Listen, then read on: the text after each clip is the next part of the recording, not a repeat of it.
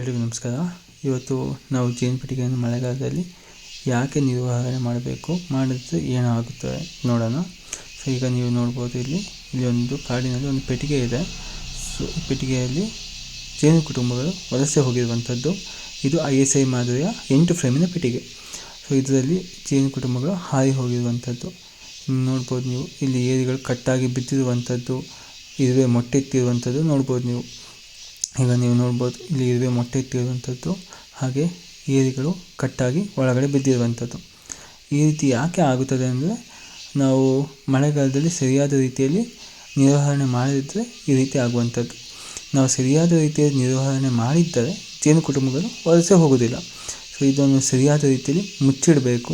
ಇದು ಸರಿಯಾದ ರೀತಿಯಲ್ಲಿ ಮುಚ್ಚಿಡೋದ ಕಾರಣವು ಜೇನು ಕುಟುಂಬಗಳು ವಲಸೆ ಹೋಗಿರ್ಬೋದು, ಅಥವಾ ಸರಿಯಾದ ರೀತಿಯ ನಿರ್ವಹಣೆ ಆಗದಿರೋ ಕಾರಣಕ್ಕೂ ವಲಸೆ ಹೋಗಿರಬಹುದು. ಆದರೆ ನಾವು ಸರಿಯಾದ ರೀತಿಯಲ್ಲಿ ಮುಚ್ಚಿಡದಿದ್ದರೆ, ಅದಕ್ಕೆ ಬೇಕಾದಷ್ಟು ಬಿಸಿ ಪೆಟ್ಟಿಗೆಯಲ್ಲಿ ಇಲ್ಲದಿದ್ದರೆ ಕೂಡ ಜೇನುನೊಣಗಳು ವಲಸೆ ಹೋಗುವಂಥದ್ದು.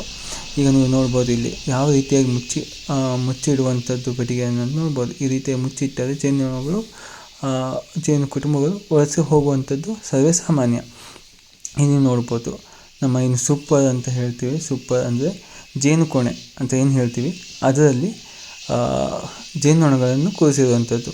ಇಲ್ಲಿ 2 ಸೂಪರ್ಗಳನ್ನಿಟ್ಟು ಇವರು ಜೇನುನೊಣ ಕುಟುಂಬವನ್ನು ಸೇರಿಸಿರುವಂಥದ್ದು.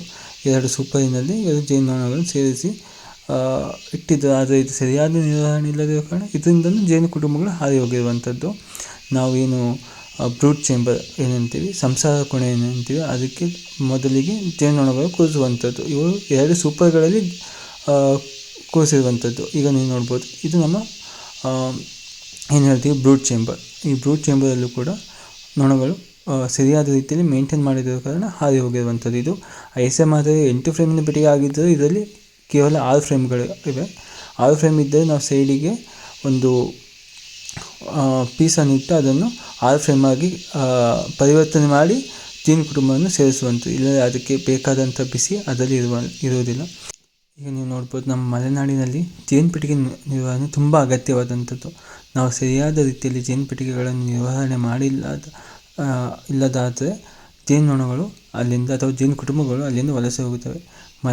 ಮಳೆಗಾಲದಲ್ಲಿ ನಿರ್ವಹಣೆ ಆಗದಿರೋ ಕಾರಣ ಇಲ್ಲಿ ನೀವು ನೋಡ್ಬೋದು, ಜೇನುಪೆಟ್ಟಿಗೆಗಳು ಕುಂಬಿಡಿರುವಂಥದ್ದು ಅಥವಾ ಜೇನುಪೆಟ್ಟಿಗೆಗಳು ಹಾಳಾಗಿರುವಂಥದ್ದು. ನಮ್ಮ ಮಲೆನಾಡಿನಲ್ಲಿ ಜೇನುಪೆಟ್ಟಿಗೆ ನಿರ್ವಹಣೆ ತುಂಬ ಅಗತ್ಯವಾಗಿರುವಂಥ ಒಂದು ಕಾರ್ಯ ಆಗಿರುತ್ತದೆ.